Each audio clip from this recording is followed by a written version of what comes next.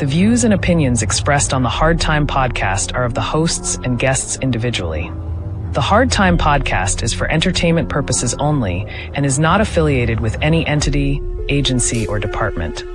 Human beings have thoughts and feelings that do not necessarily affect the professional performance of their duties.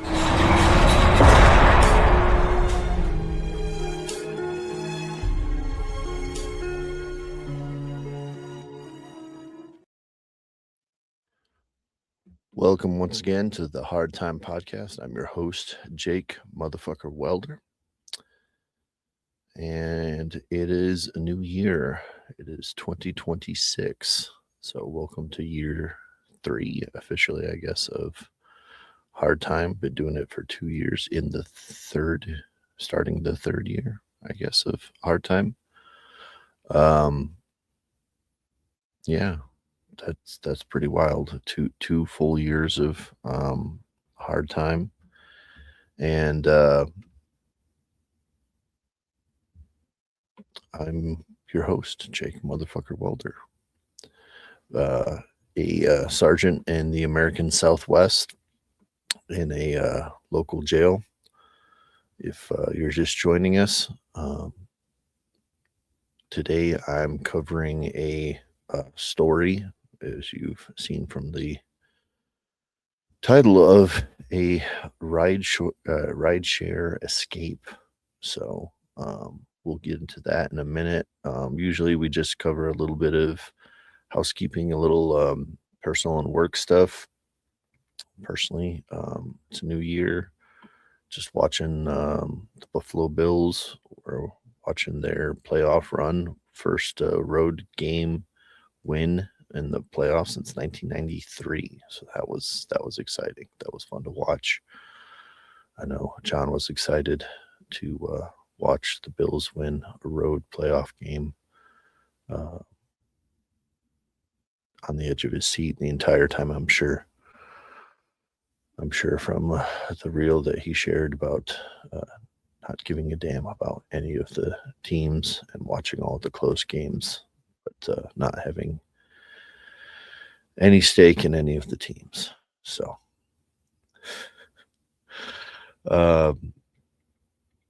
we are just did a big shift in the jail. Just our numbers are down quite a bit, so we just kind of put not everybody, but the majority of inmates together, put people together as kind of an experiment to see how that goes.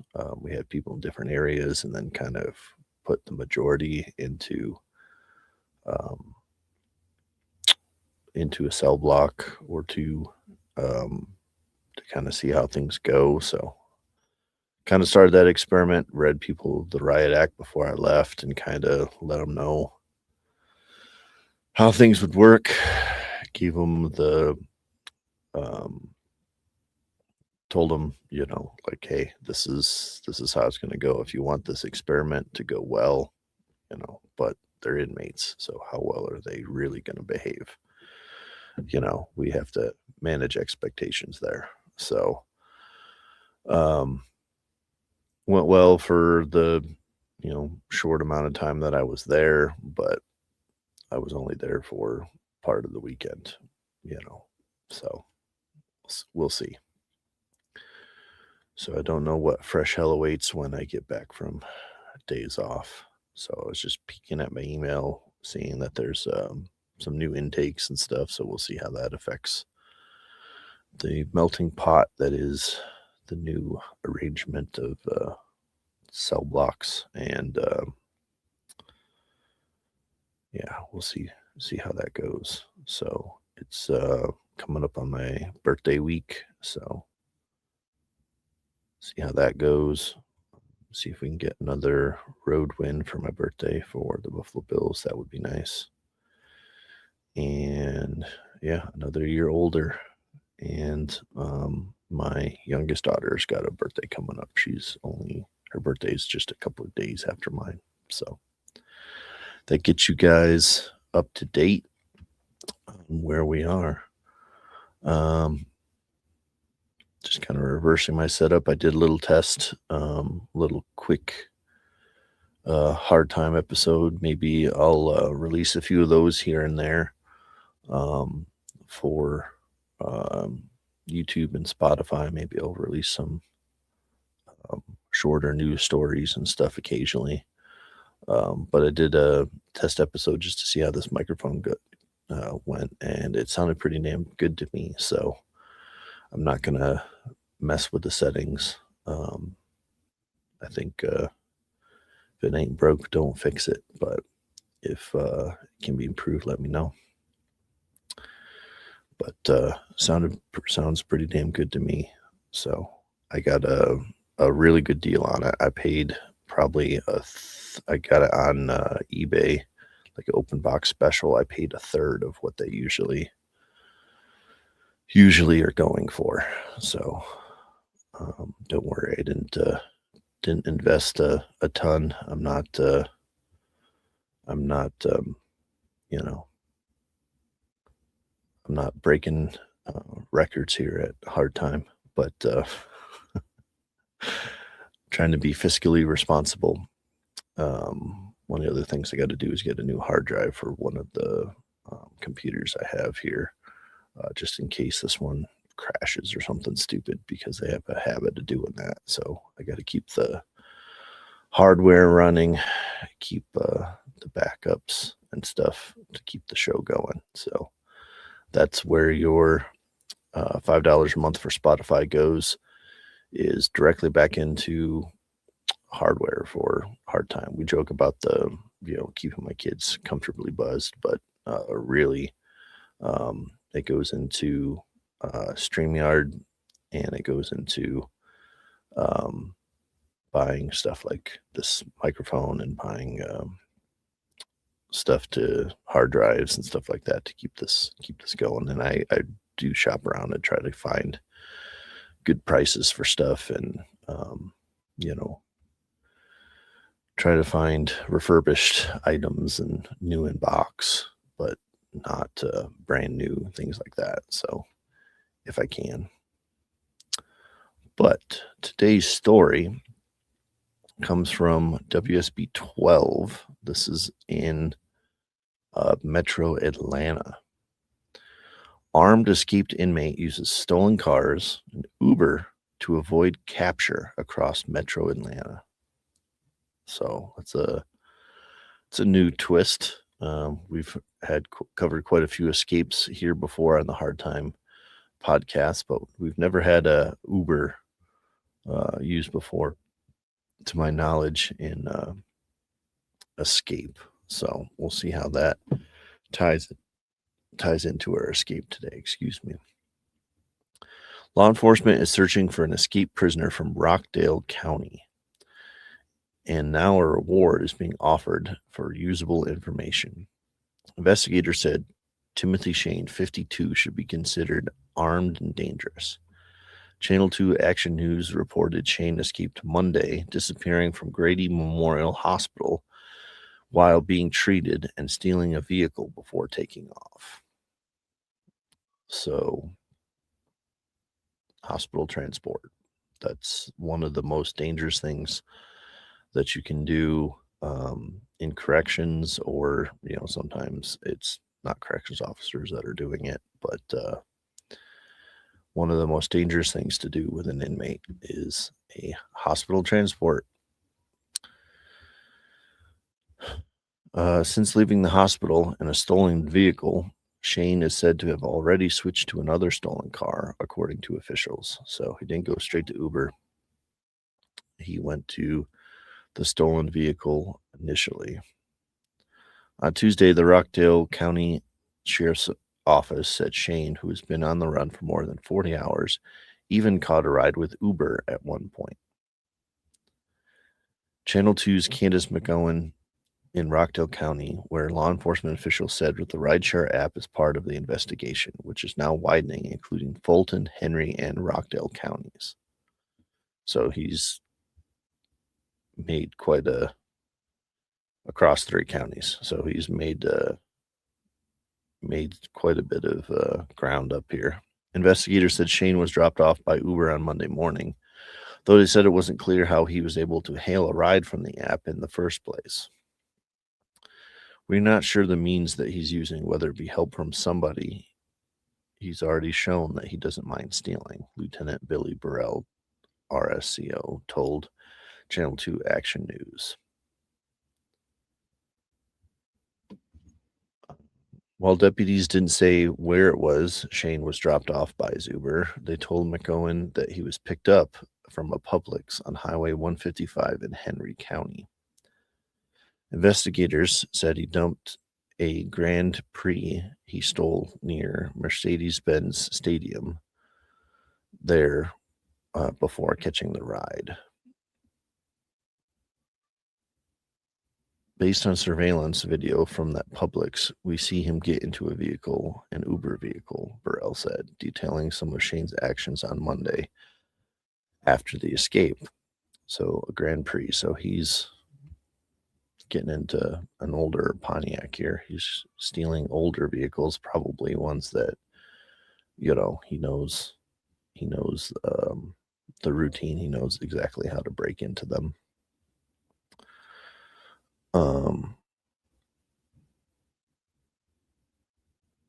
Based on that surveillance video from Publix, we see him get into a vehicle, an Uber vehicle, detailing some of Shane's actions Monday after the escape. After he was dropped off at a home around 8:45 a.m., but investigators said he had no connection to the address. In the nearly 2 days since he escaped custody, Shane has stolen an SUV, taken a gun from it, crashed the SUV into a red car, stolen a second vehicle, and remains at large. Speaking with Channel 2 Action News, Uber said they blocked the rider's account that was used for Shane to get away.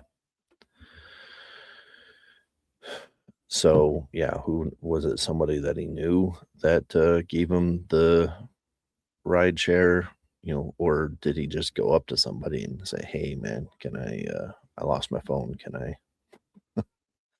I need to hail an Uber." Did he pull a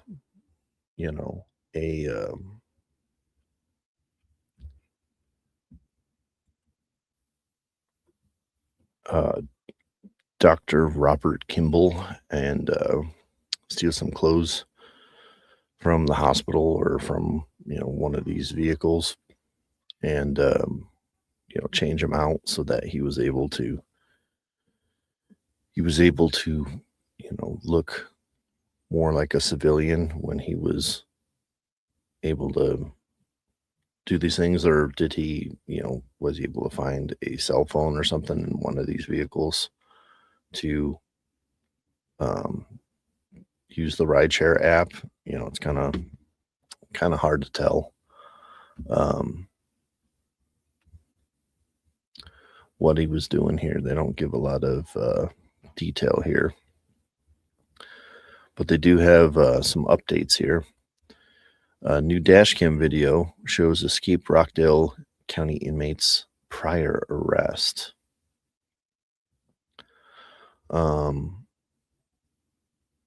So they show here an update here. Timothy Shane, who's considered armed and dangerous, escaped shortly before 1:30 while in deputy custody,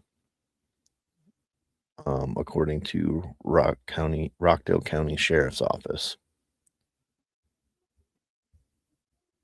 They showed him in a Publix. They said that he found a silver Pontiac Grand Prix that he'd stolen at a Publix, and they also discovered that he had taken the Uber. Units from the sheriff's office arrived at the location to carry out a search warrant, but Shane was not found. A spokesperson told Atlanta News they're cooperating with the police in the investigation and have suspended Shane's Uber account. Shane initially stole an SUV, so he was the one.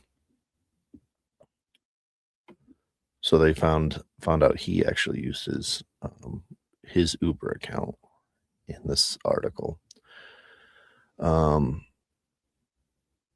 So the SUV that he stole initially from the hospital, he crashed, ran away from the scene. Then he stole the Pontiac Grand Prix and then took an Uber. One person told Atlanta News that Shane had crashed the stolen SUV in his car. The person said they have a long road to recovery and medical challenges. They provided the Atlanta News with a statement that read, "I'm deeply grateful to be alive, but I'm also the victim of a terrible and preventable accident caused by an inmate who was able to evade both Grady Hospital security and the Rockdale County Sheriff's Office. This incident should never have happened, and it's clear that by increased security measures should have been in place to protect the public. Facing a long road of medical challenges and recovery, at this time my focus is solely on healing and regaining my strength. I will be pursuing legal action against all parties responsible. Because of this, I will not be making any further statements." Shane was last seen wearing a red hoodie and blue pants with no shoes. Authorities believe he's still wearing the same outfit, but now has shoes on. On Tuesday, Crime Stoppers Greater Atlanta posted on social media it's offering a $5,000 reward for information that leads to an arrest. "We're not going to stop looking for you," Rockdale County Sheriff's Lieutenant Billy Burrell said. "There's no reason to make this any worse for you or your family or friends. There's no reason to make this any worse for the Rockdale Sheriff's Office and its citizens.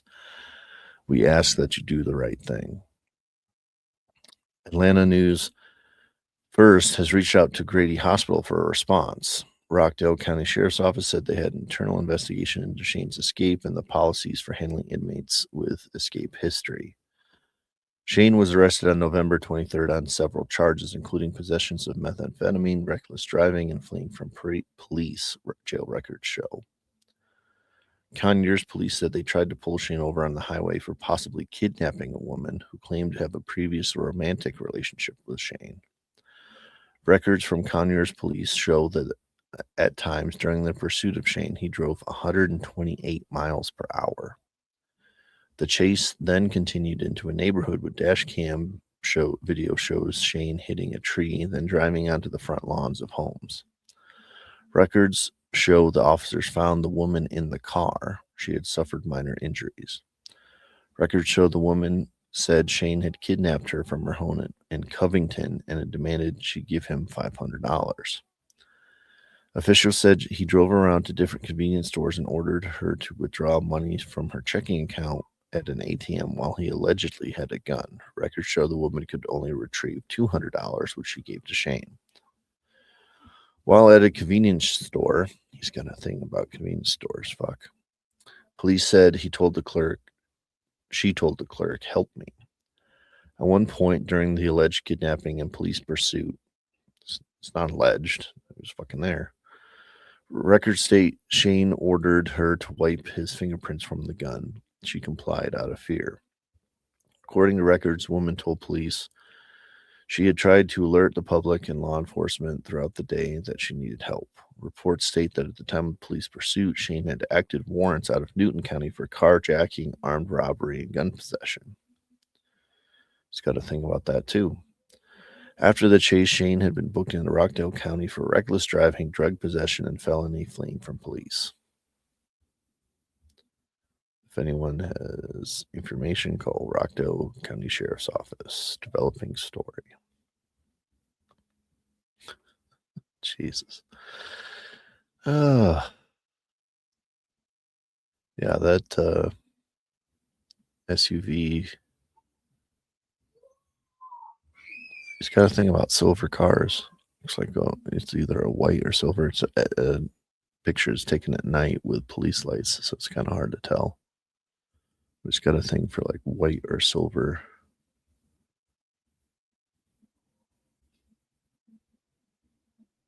cars.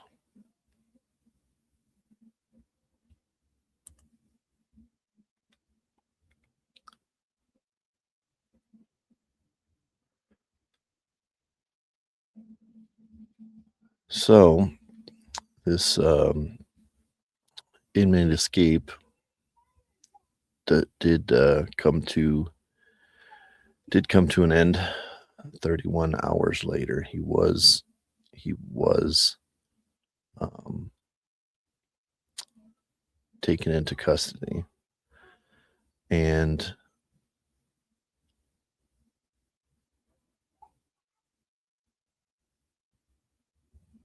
let me see.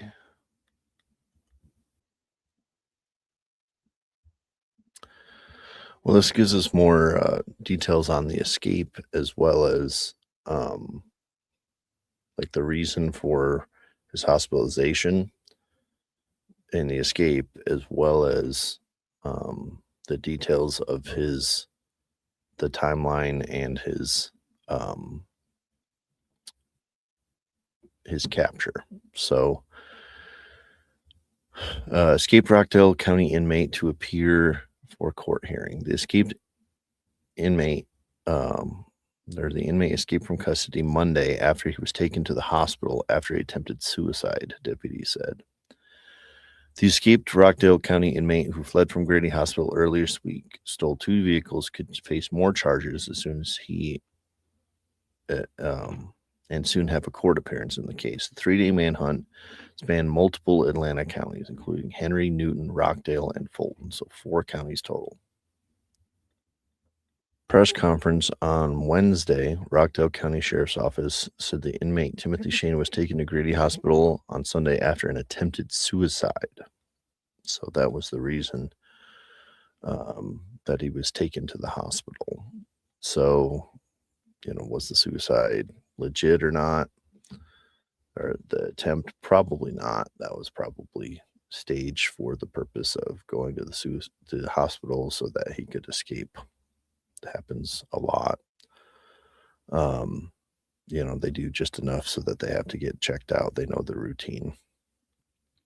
The following day, Shane fled from the hospital and stole 2 vehicles in the process, deputies said.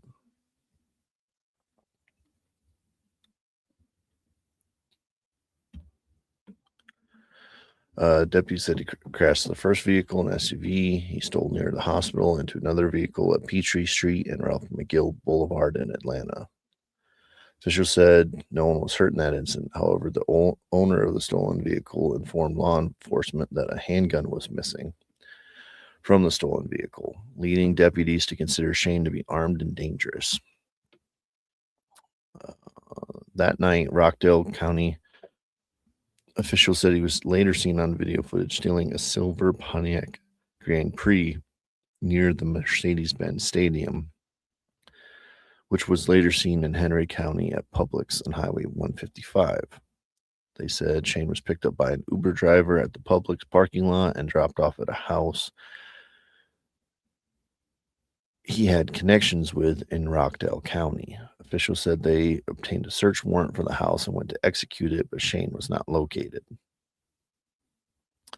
According to officials, he then contacted a rideshare that picked him up at Old Montecito Way in Newton County. This is where Rockdale County contacted Covington Police Department for assistance. It was later reported that multiple residents began calling 911, reporting a suspicious man in Newton County. Canine units were deployed to track that area, but later confirmed that the suspicious man was Shane, according to Rockdale County officials. Deputies said he was captured in a 9,000 block of Morris Drive in Newton County on Wednesday morning after receiving notification that he was seen knocking on doors. The Rockdale County Sheriff's Office said it was initiating an internal investigation into how Shane escaped from law enforcement. According to Rockdale County officials, the deputy who was with Shane at the hospital when he escaped has been placed on administrative leave. And we can get more into that. So this is from patch.com. Deputy on leave after Georgia inmates escape. So they, just followed the trail of breadcrumbs. They were able to follow this guy. It sounds like he leaves a a rideshare app, which he uses quite a bit because every time he gets into a car, he crashes into something. Um, he he can't seem to, go without stealing a car or kidnapping someone or crashing into something. Um, Seems to be his MO. But we'll get into this 31-hour manhunt, how it all started, and the reasons, how he was able to escape from these deputies, where it went wrong, the types of things that um, you got to look out for. We've, covered this kind of stuff before, but it bears repeating, so that you don't end up on leave if you're working in the corrections field and you're doing hospital transports. The Rockdale County Sheriff said an inmate was on the run 31 hours before ultimately being recaptured in Newton County.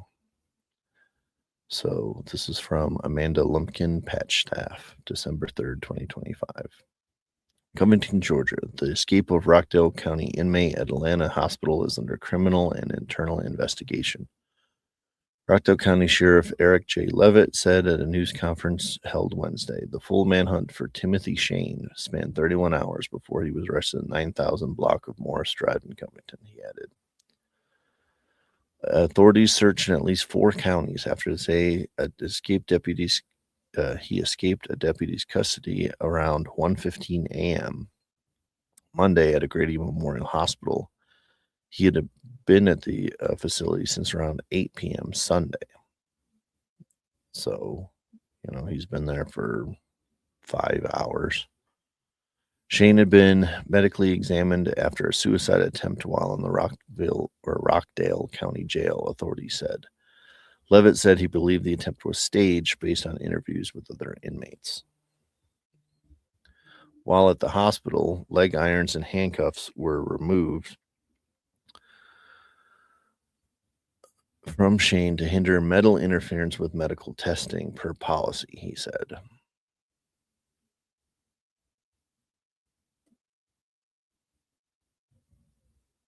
Yeah, I mean, unless they're getting an MRI, I would leave the restraints on, or you can have one arm or one leg, for however long you need it, and then they go back on because I'm responsible for that inmate. And in most cases, I just fucking leave them on. Like, do what you can do with them on. Like, that's pretty much how it goes. I mean, unless you're doing a rape kit or something and you need the leg irons off, one of the leg irons off, like, sorry. There were initially 2 deputies with Shane at the hospital, but then later dwindled to 1 deputy for an unknown reason, Levitt said. So was that the deputy's call, or was that because the other one was called out? There's a big difference there. If the deputy was, using the John or something, or said he had something personal to go take care of, that's a little different than, or went to go get pizza or something. It's a lot different than some had to go to a call or got called away officially or something like that. Authorities are waiting on hospital surveillance footage to determine how Shane was able to evade the deputy. Well, you may not have footage if it was in a hospital room. So, Levitt said the deputy was placed on administrative leave Monday, the sheriff added. Levitt said this incident, his office will review its policies and make amendments if necessary. I'm a believer that when crime happens in Rockdale County, we're going to solve that crime. Yeah, that's possible. It's possible. I mean, you may have you may have body cam footage and stuff. It's possible, but it's also possible you may not.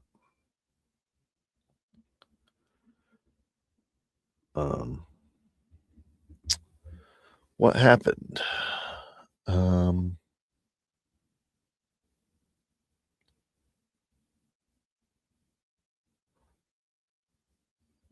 So here it says,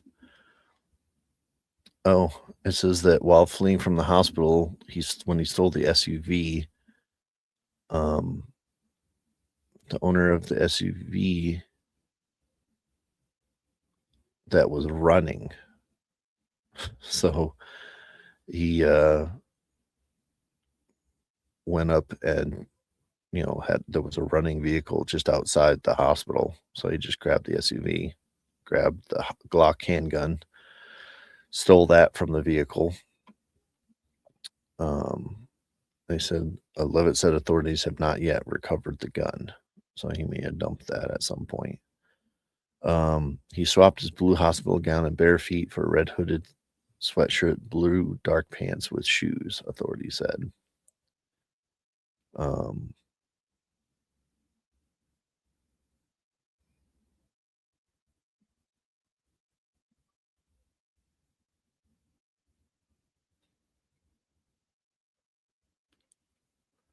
Trying to see if there's any new information like that in this article. Kind of sifting through here. I guess in between when he was in that final rideshare and in that neighborhood, he visited a donut shop around 4:45 p.m. And the reason that they were able to identify him after they saw that Covington police had that suspicious person call is they had Ring camera footage. They were able to identify him as Shane. So that's when Georgia State Police Patrol helicopter was activated, and they arrested him on Morris Drive, I guess is exactly where it was. So they said they don't know how Shane was making calls as his cell phone was not yet recovered.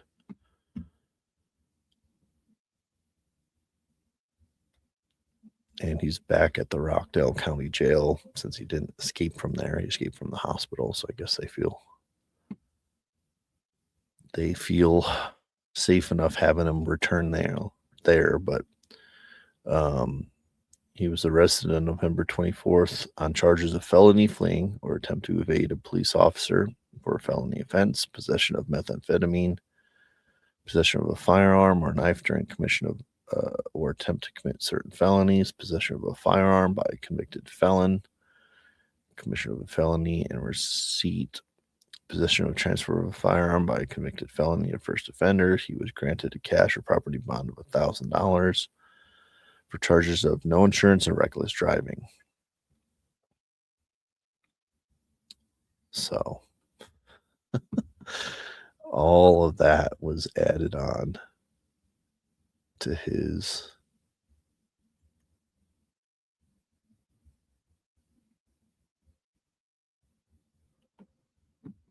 charges. But yeah, man, that guy plays fucking bumper cars like it's going out of style. Something else. But I thought that was an interesting one. He sure was toying with police there, trying to figure out. They can't find the gun, they can't find the phone.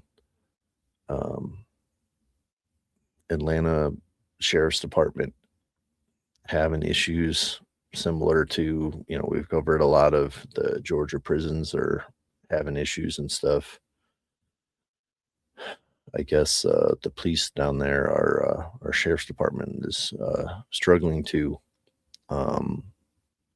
try to keep inmates in jail. So We know they have drone problems. They got problems with jail infrastructure, and now they got problems with inmates calling Ubers and breaking out of hospitals. So it's not looking good down in Georgia. All right. Well, I got another story. This from Corrections 1 on there was a riot in Davisboro, Georgia, from Associated Press. 3 inmates killed, CO injured in Georgia prison fight. Fight at Washington State Prison in Georgia.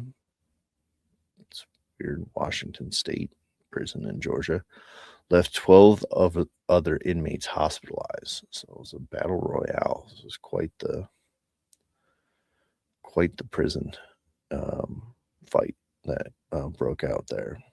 Davisboro, Georgia.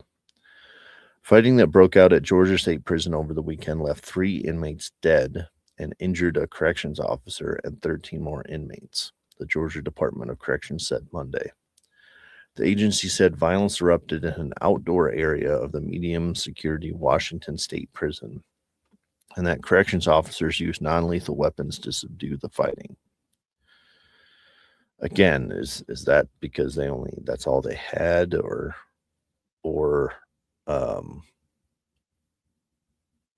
they didn't have lethal weapons? Must be because, at the point where lethal force has been used, people are dying. You think they would use lethal force, but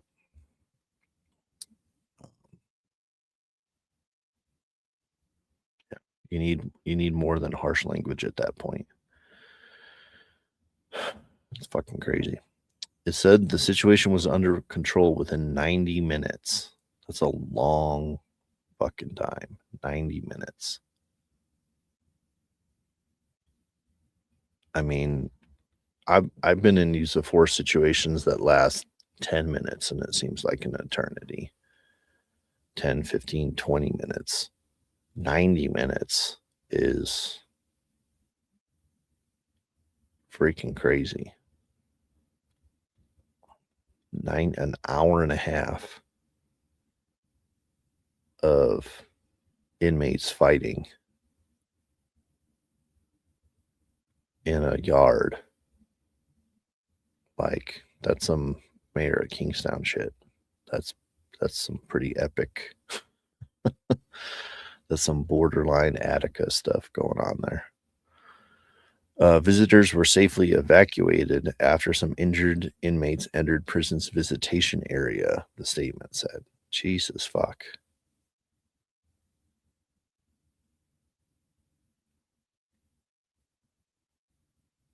Injured inmates.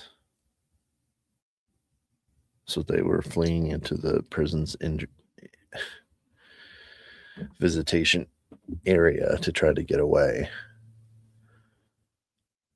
Holy hell. So they're trying to get anywhere that they can to try to not get killed. And they got COs that are trying to evacuate visitors. So this is like during the day, during visitation hours, during rec. That's wild. The agency said it believes the episode was gang affiliated. Most things are. But gave few details about what happened, including how the 3 prisoners died. Well, they either got stabbed or beaten to death. The Department of Corrections spokesperson did not immediately return phone, email, or text messages seeking further information Monday, probably because they're in the middle of the investigation. But yeah, that's wild. 90 minutes. 3 deaths. The medium security prison in Davisboro is about 130 miles or 209 kilometers for shorty southeast of Atlanta and has a capacity of about 1,550 inmates. That's the same in the King's English as it is in Australian, according to the Department of Corrections website. The Department of Corrections is leading the investigation. Davisboro Police Chief Leonidas Dixon said, almost looks like Leonidas, but there's no I. In addition to Davisboro Police, he said Washington County and Johnson County Sheriff's Offices and Georgia State Patrol responded to the scene. The Georgia State Patrol referred questions to the Department of Corrections, who aren't saying anything. The Department of Justice 2024 issued a report saying Georgia prison officials are deliberately indifferent to unchecked deadly violence, widespread drug use, extortion, and sexual abuse at state lockups. The report, following a civil rights investigation, found sophisticated gangs run prisons, sell black markets, trafficking in drugs, weapons, and electronic devices such as drones and smartphones. We've covered that extensively on this podcast, that that Georgia state prisons seem like kind of a failed state where you have crumbling infrastructure and where inmates kind of run things, where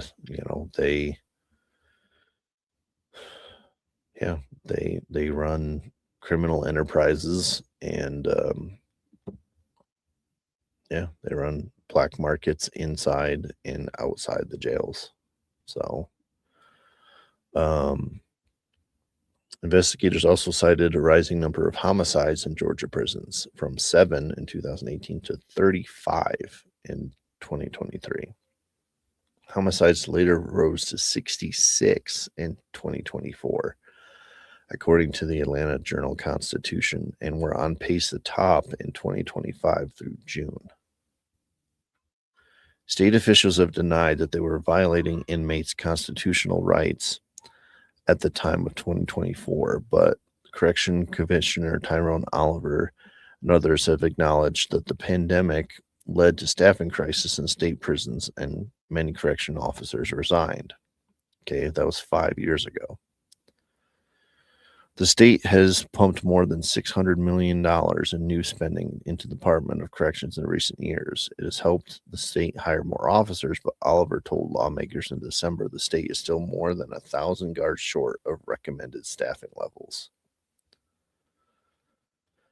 State Representative Billy Hitchens, a Republican from Rincon, said that the December hearing that he's concerned the prison system isn't making meaningful progress towards preventing inmates from jamming or disabling cell door locks. Broken locks allow inmates to roam freely and commit attacks.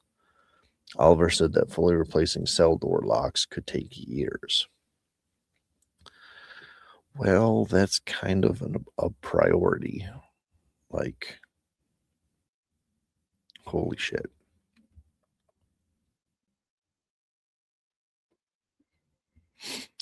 Here's a little bit more from Fox 5 Atlanta.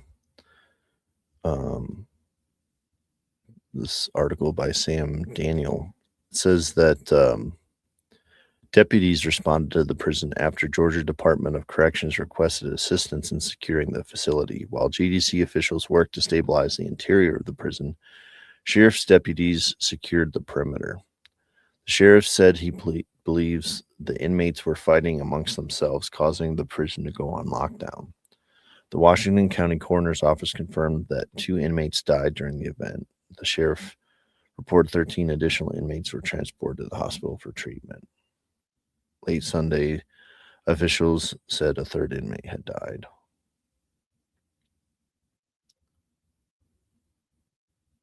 By 6 p.m., the prison was deemed secure and the deputies were cleared to leave the scene.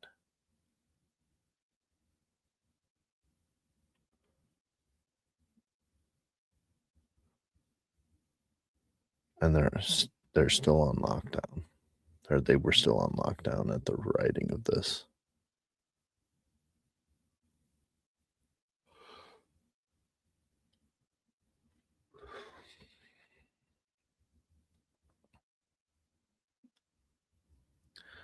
So they secured the exterior of the jail.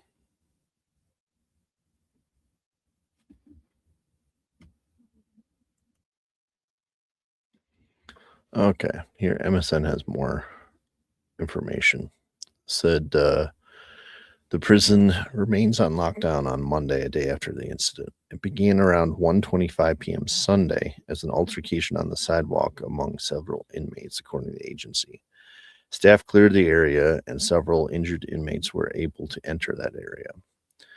No visitors were injured and were safely escorted out of the facility. Staff responded immediately to the altercation and deployed non-lethal weapons. Around 3 p.m., staff had completed count and wellness checks, and the incident was brought under control. 3 inmates were killed. Ahmad Hatcher, 23, serving 20 years for aggravated assault out of Richmond County. Maximum release date, February 2038. Jimmy Trammell, 41, serving 20 years for first-degree burglary out of Fulton County. He was set to be released Wednesday. Teddy Jackson, serving 10 years for aggravated assault out of Bibb County. Maximum release date, July 2028. According to the Georgia Department of Corrections, Hatcher had also been charged with robbery and possession of cocaine. More recently, he was charged with aggravated assault and mutiny in a penal institution in Richard County in 2023. About a dozen other inmates were injured, according to figures from Sheriff Joel Cochran. A correctional officer was also hurt. An eyewitness who asked to remain anonymous said the attack happened in seconds during what began as a routine Sunday visit. He said guards bolted to the visitation area, leaving one female officer to watch the room. Something is going on. We heard Berryard yelling on the walkie-talkies. You could hear her say, "Don't open that door. You can't come in here." The witness said the group overpowered a guard and took his keys to break through to the visitation room. The prisoners were trying to come through the door, were right behind her, hot on her heels. The witness said, "There's blood and weapons and busted through a door. They were standing between us and our loved ones." Victim's family demands answers. Hatcher's family said they're demanding answers and accountability, claiming he had warned his mother about unsafe conditions in the prison. "A piece of my heart was just torn out of my chest," Hatcher's mother said. He was scared for his life. They were the cause of my son being killed because they weren't doing their job. The witness said the experience has left her shaken. "It's really just now hitting me because of how dangerous it really was. It's much worse than it could have been," she said. "It's not yet clear what prompted the dispute because it's got nothing to do with her son." It's not yet uncommon for these things to happen at correctional facilities. However, I think it has been quite some time since we've had to come to an incident this large, Cochran said. The sheriff's office, Washington County's coroner's office, Georgia State Patrol, Davisboro Police Department, Milledgeville Police Department, and Johnson County Sheriff's Office were on scene Sunday afternoon working perimeter security. Cochran said the Department of Corrections is handling the situation inside the prison.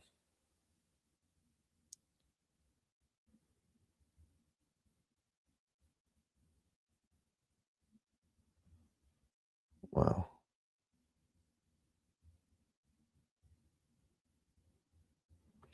So that's the whole situation. It was on a sidewalk, and they were busting into Visitation. And they were able to clear people out of Visitation. But that's pretty bold to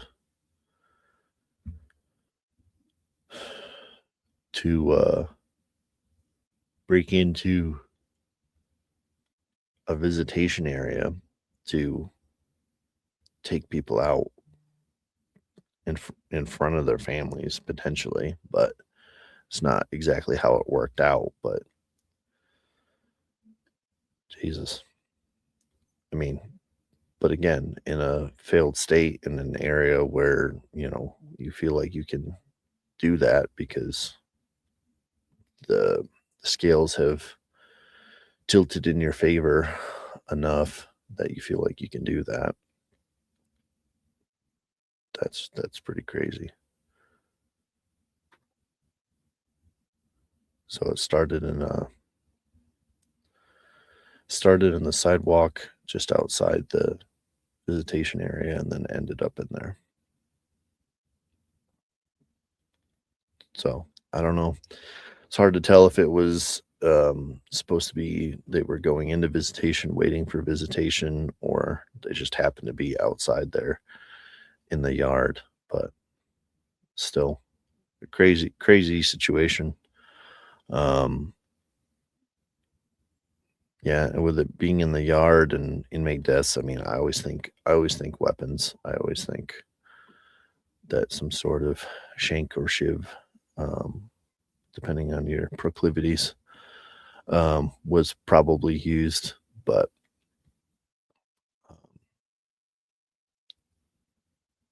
yeah, and then for 13 other people to be involved and injured, and for the CO to be injured, hopefully whoever that CO is, he or she, hopefully they're doing all right, recovering from their injuries. I mean, I can't imagine working in those type of understaffed conditions. Don't have to do that. So we are always able to keep minimum staffing where I'm at. So don't have to work like that, thankfully. So, but that's a pretty fucking crazy riot. 1,500 out of 1,500 people that had 16 people get involved in that incident. So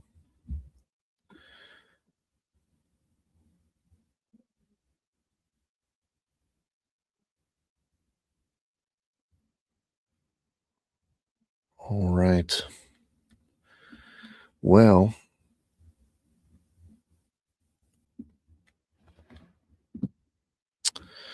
it's time for some Jake jokes. Why did the cupboard learn karate? For shelf defense.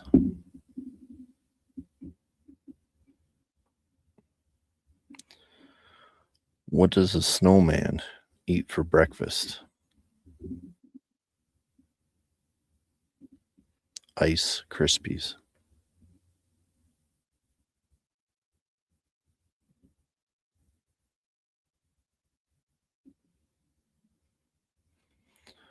What do you call a snowman with a six-pack? An abdominal snowman.